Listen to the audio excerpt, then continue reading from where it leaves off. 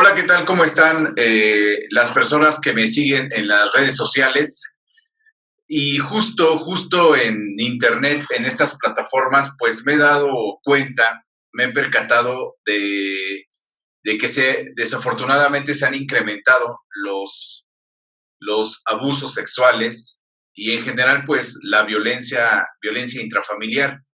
Y en una noticia que vi en particular en un portal de información, pues había por lo menos 3 o 4 personas que se interesaban en saber, en conocer información acerca de cómo denunciar en específico los abusos sexuales hacia los menores. Desafortunadamente, no sé si a razón de esta pandemia, si por este encierro, desafortunadamente se ha incrementado este, este fenómeno del delito de abuso sexual a menores. Y me di cuenta que hay mucha falta de información al respecto. Entonces, pues un poco mi tarea en este momento y a lo mejor en futuros videos que haga yo aquí, eh, pues es dar información al respecto, sobre todo porque es gente que está solicitando, hay gente que está pasando por esta problemática y bueno, pues me di la tarea de buscar a un experto, en este caso es una experta en el tema, ajá, y contacté a la licenciada en Derecho Brenda Suárez. Ella tiene una maestría en litigación de juicios orales y también una especialidad en litigación y estrategias de defensa, también en juicios orales. Entonces, pues le voy a hacer algunas preguntas muy breves, muy concisas, pues sobre todo para la gente que esté enterada, que pues tome nota y pues bueno, sepa qué hacer al respecto, porque insisto, desafortunadamente es algo que he visto muy recurrente en las redes sociales y bueno, pues este es mi pequeño aporte vía, vía medios de comunicación, vía redes sociales. ¿Cómo está, licenciada? Mucho gusto. Eric López, a sus órdenes. ¿Qué tal, Eric? Buenas tardes. Muy bien, muchas gracias. Buenas tardes, licenciada. Pues bueno, ya usted escuchó un poco la introducción, ya usted platicamos previamente antes de esta entrevista vía internet cuál es eh, la temática de esta entrevista y ya escuchó por qué la estoy buscando. Y bueno, tengo preguntas muy específicas, licenciada. Insisto, es la licenciada Brenda Suárez, licenciada en Derecho. Licenciada, ¿qué es el abuso sexual? Para empezar por ahí. Ok, bueno, concretamente el abuso sexual se puede diferenciar de la violación porque el abuso sexual únicamente consiste en un acto erótico o sexual que ejecute una persona sobre otra, pero sin el consentimiento de esta última y sin el propósito de llegar a la cópula, ¿sale? O bien a quien realice también abuso sexual se considera cuando una persona, en este caso, digámoslo así, el agresor, realiza en presencia de la víctima actos eróticos o sexuales, o bien hace que la víctima ejecute para sí misma o en otra persona actos eróticos o sexuales, pero sin el consentimiento de la víctima. Ok, Eso aquí, podríamos entender. aquí déjeme abrir un paréntesis porque le digo, en la nota que vi y los comentarios que dejaban las personas en esa noticia, en este portal, había una persona en específico que preguntaba, decía, ¿hay diferencia entre el abuso sexual y la violación? Bien. Pues sí, efectivamente, como te comenté, el abuso sexual solo son actos eróticos o actos sexuales, pero sin la intención de llegar a la cópula, mientras que la violación es un acto a través por el cual, por violencia física o violencia moral, se tenga cópula con otra persona, digamos, con la víctima, ¿sale?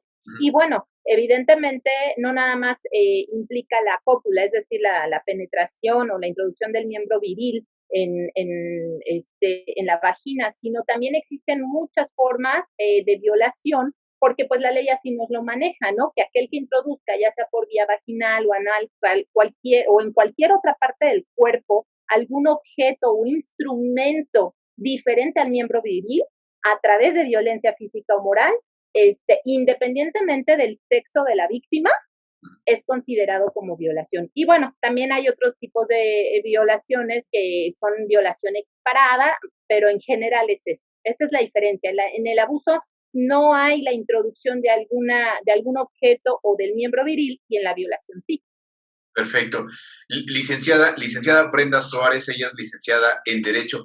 Yo que soy periodista y veo todo el tiempo las noticias y demás, bueno, los noticiarios dan cuenta desafortunadamente, de estos hechos, de este tipo de hechos, sobre todo en esta época de pandemia.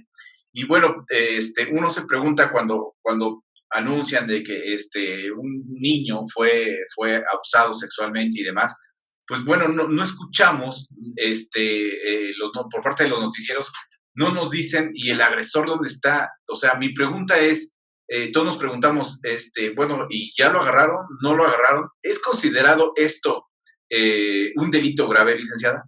Ok, bueno, mira, te comento que recientemente hubo una modificación a la Constitución, específicamente en nuestro artículo 19, párrafo segundo, donde ya es considerado el abuso sexual a menores como un delito grave, porque antes el abuso sexual no estaba considerado como un delito grave, ya está considerado como tal.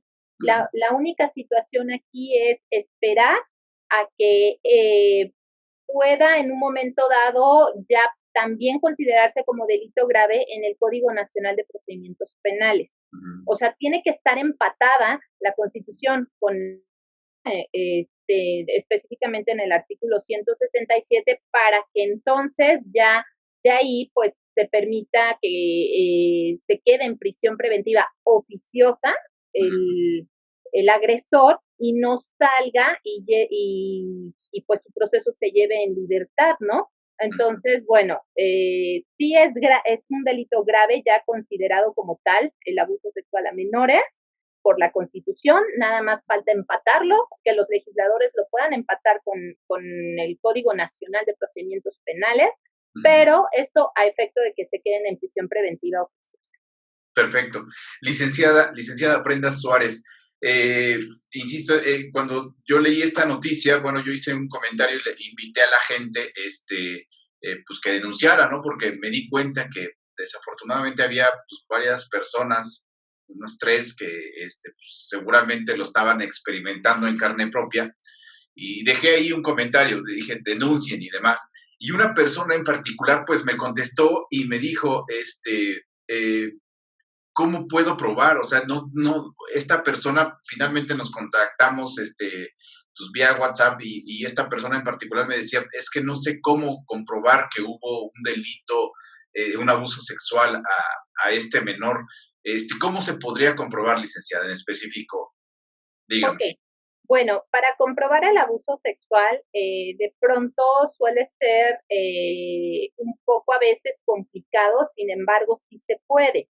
En específico, pues el tema que me estás mencionando es un abuso sexual a un menor, a menores, vaya. Sí. Entonces, aquí la idea es que siempre se les hace cuando acuden a denunciar ante el Ministerio Público, existen protocolos a seguir para las víctimas de delitos de tipo sexual, y también protocolos para las víctimas que sean menores de edad.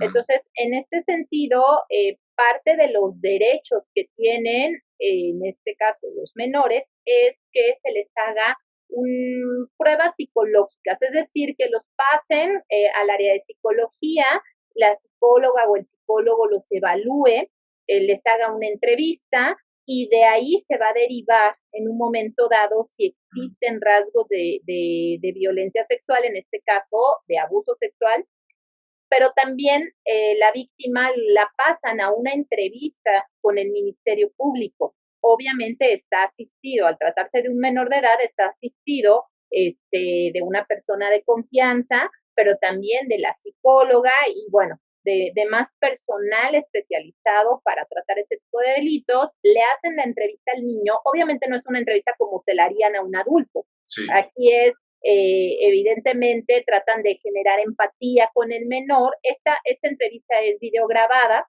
Ajá. Y bueno, o sea, le empiezan a preguntar, oye, ¿y tú sabes por qué estás aquí? Oye, ¿quién te hizo tal cosa? Oye, ¿qué te pasó? Y entonces de ahí les empiezan a hacer preguntas. De pronto esta cuestión de si el informe del psicólogo o de la psicóloga dice que si hay violencia o que si hay rasgos de violencia, si el niño dijo en la entrevista ante el Ministerio Público pues lo que le sucedió y aparte derivado de otros actos de investigación, quizás se llevan testigos, quizás hay un sinfín de situaciones de las cuales se pueden allegar. Quiero nada más aclarar algo. Generalmente este tipo de delitos son delitos que no se llevan a cabo frente a otras personas. Ajá. Son delitos de ocultamiento. Entonces, al hablarte de un testigo, no puede ser que el testigo no visualizó el abuso sexual, pero a lo mejor el menor le contó a la tía o le contó a la mamá del amiguito y entonces quizás ese tipo de testimonios sirvan para poder acreditar el abuso sexual. Bien, licenciada, ya para finalizar un poco, porque mi intención aquí es, pues bueno, proporcionar información pues de utilidad a las personas que, insisto, pueden estar pasando por esta difícil situación. ¿Cuál sería como el ABC, como el paso 1, paso 2, paso 3, para denunciar, para ir con el niño, no ir con el niño, el menor? ¿Cuál sería el primer paso, segundo paso, tercer paso? ¿Qué posibilidades o qué opciones hay para poder denunciar en específico el abuso sexual a menores, licenciada? Ok, bueno, yo creo que lo primero y antes que cualquier otra cosa es estar alertas de los menores. Cualquier comentario, cualquier dibujo. Tengo, por ejemplo, el caso de un menor que hizo un dibujo y dijo, mira, dibujé la lavadora y o sea, y no era una lavadora, dibujó un pene, ¿no? O sea, son cosas, estar al tanto de cambios emocionales, de cualquier situación de alarma. En otro caso que tengo, el niño trató de besar en la boca a su mamá y de besarla así y le dijo vamos, que juntaran sus lenguas, ¿no? Entonces, pues obviamente la mamá se alertó y empiezan a hacer este tipo de investigaciones. ¿Qué quiero decirte? Que hay niños que a través de un dibujo, a través de acciones, a través de que empiezan a ser más retraídos. Tengo otro caso donde la niña empezó a ya no tener control de esfínteres, cuando ella ya tenía el control de esfínteres. Entonces, todo este tipo de situaciones hay que estar alerta. Eso es lo primero. O que si un niño o niña te dice algo relacionado a que no quiere estar con alguien o que alguien la toca o lo toca, pues hacerles caso. Creo que lo primero es creerle a los niños. Lo segundo es ir al Ministerio Público a hacer la denuncia. Hay tres formas. La primera es ir con el menor al Ministerio Público y hacer la denuncia correspondiente. Y ya de ahí el Ministerio Público tiene que seguir todo el protocolo de actuación para víctimas de delitos sexuales y en este caso también para víctimas menores, ¿no? Que es la entrevista y todo lo que te comenté. La otra es hacer una predenuncia. Haces tu predenuncia vía internet, más o menos cuentas en pocos caracteres lo sucedido, te dan una cita para posteriormente acudir al Ministerio Público a ratificar la denuncia y bueno, hacer todo lo conducente. La otra es, y creo que es lo más factible, es que aunque seas la víctima, sí tienes que contactar primero a un abogado. ¿Por qué es lo más viable? Porque el abogado lo que va a hacer es la ley nos permite llegar y hacer la denuncia verbalmente, pero también te permite presentarla por escrito. Entonces, el abogado lo que puede hacer es ya llevar una denuncia escrita con todos los fundamentos legales, con todas las solicitudes solicitudes de derechos de la víctima, etcétera. Entonces, creo que la asistencia de un abogado en este tipo de delitos ayuda mucho a las víctimas, que bueno, vaya, donde sus menores hijos o los menores que estén a su cargo, puedan ser más protegidos y no se les vulneren sus derechos. Claro. Entonces, bueno, esto es acudir y ya de ahí se sigue pues todo el protocolo que la propia fiscalía deben de conocer, y el abogado lo que hace es justamente velar que no se le vulneren los derechos y que la fiscalía cumpla con todos estos procesos de actuación que debe de llevar a cabo, protocolos de actuación. Ok, licenciada, una última pregunta, y es algo que pues, creo que siempre está en el sentir de todos cuando desafortunadamente estamos frente pues a hechos que vulneran nuestra seguridad. ¿Qué sucede en tanto con quien hizo pues bueno, pues este delito? ¿Qué sucede con el incautado? No sé cómo se le llame, ajá, porque luego tenemos miedo a denunciar, ajá, y mientras a lo mejor quien hizo eso, pues sigue libre, a lo mejor seguimos conviviendo con él, estamos muy expuestos, se le encarcela, no sé, hay prisión preventiva. ¿Qué sucede ahí, licenciada? Estoy hablando con la licenciada Brenda Suárez, ella es licenciada en Derecho y estamos abordando en específico este tema que desafortunadamente se ha disparado con la pandemia, que es el abuso sexual a menores. Bien, bueno, mira, este es un tema muy interesante porque hace rato yo te platicaba algo relacionado a la prisión preventiva oficiosa, y a lo mejor fue un término muy técnico el que utilicé. Cuando las personas van y hacen su denuncia, se inicia toda una investigación. Sí. En esa etapa de investigación, lo que vamos a aportar son algo que le llamamos datos de prueba.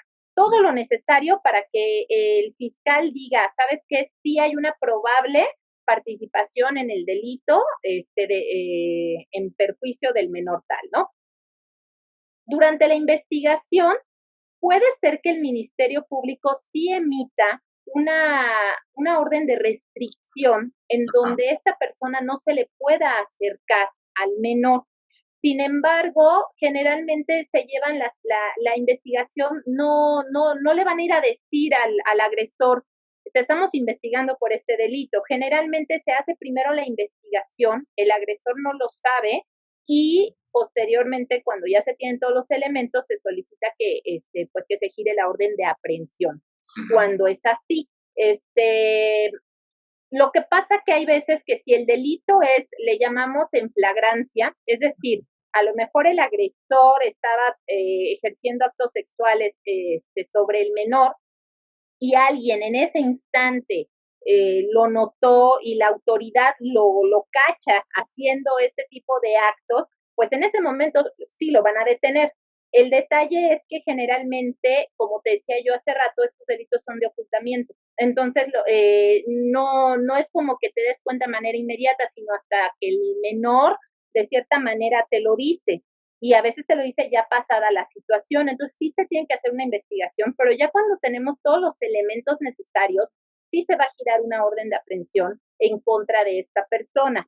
Lo van a detener, se lo van a llevar al Ministerio Público, y de ahí le van a dar una audiencia ante el juez de control. Ahí te digo, todavía está detenido. Sí. Va a ser una audiencia ante el juez de control, y ahí en esa audiencia no vamos a determinar si es culpable o no. Lo único es que vamos a ver si sí existen los elementos suficientes para acreditar su probable responsabilidad en el delito, pero también en esa audiencia se va a determinar si se queda en prisión preventiva o no.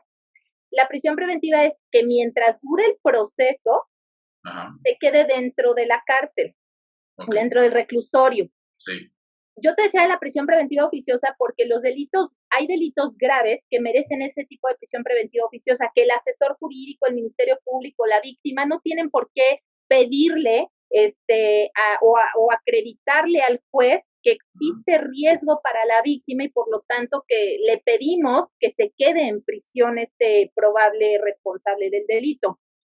No, la oficiosa es el juez de entrada, le dice es un delito grave, te quedas en prisión mientras dure tu proceso. Sin embargo, ahorita, como todavía no están empatadas las dos leyes que te comenté, sí el Ministerio Público que representa a la víctima y el asesor jurídico que también está buscando proteger los derechos de la víctima, lo que hacemos es pedirle al juez una prisión preventiva justificada. Y justificada quiere decir que le vamos a dar los elementos suficientes al juez para acreditarle que puede existir una probable sustracción de la justicia del probable imputado, que existe probable riesgo para la víctima o más bien un riesgo fundado para la víctima de que pueda ser agredido, de que pueda ser dañado por el imputado. Entonces, hay muchas situaciones que le podemos hacer ver al juez y ya el juez dirá si realmente se queda o no se queda en prisión preventiva. Okay. Si no se queda en prisión preventiva, lo deja salir, pero eso no quiere decir que está absuelto del delito, sino que va a llevar todo el proceso y que las siguientes audiencias y demás tendrá que presentarse, pero sí le ponen restricciones, le ponen otro tipo de medidas, como de que no salga del país, que no se acerque a la víctima, que acuda a firmar ante la justicia, no sé, puede ser cada mes, cada 15 días, el juzgador lo determinará. Bien, bien. Pues creo que es todo, licenciada. Es muy amplia la información ante este tipo de problemática. Es difícil, no es algo no es sencillo de llevar, ¿no? Y bueno, pues me voy a permitir, licenciada, ya había hablado con usted de pasarle sus datos a esta persona que, pues, bueno, tuve contacto con ella, que está padeciendo de esta situación. Y pues bueno, no sé si usted quiera dar también sus datos, un número telefónico o un correo electrónico por si alguien, pues bueno, tiene más preguntas. Pues bueno, ya sé yo que yo se las pase o a través de esta entrevista y pues, no, pues en dado caso, pues bueno, no la quiero comprometer de más, ¿no? Pero no sé si usted pueda llevar este tipo de casos en dado caso, insisto, que alguien me contacte. ¿Tendrá algún, sus datos de contacto, licenciada, por favor? Claro que sí. Quiero decirte que estamos muy comprometidos en proteger a las víctimas. En el despacho nos dedicamos mucho a proteger víctimas de delitos de carácter sexual. Y sí, con mucho gusto te doy los datos. Me pueden localizar a través de mis redes sociales. En Facebook estoy como Yusta Leje, Sociedad Jurídica.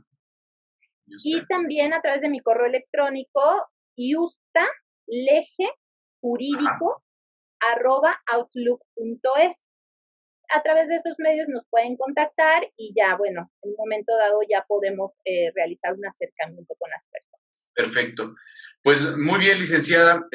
Creo que con esto, pues, queda mi compromiso que había hecho con esta persona y con otras que me contactaron para este efecto.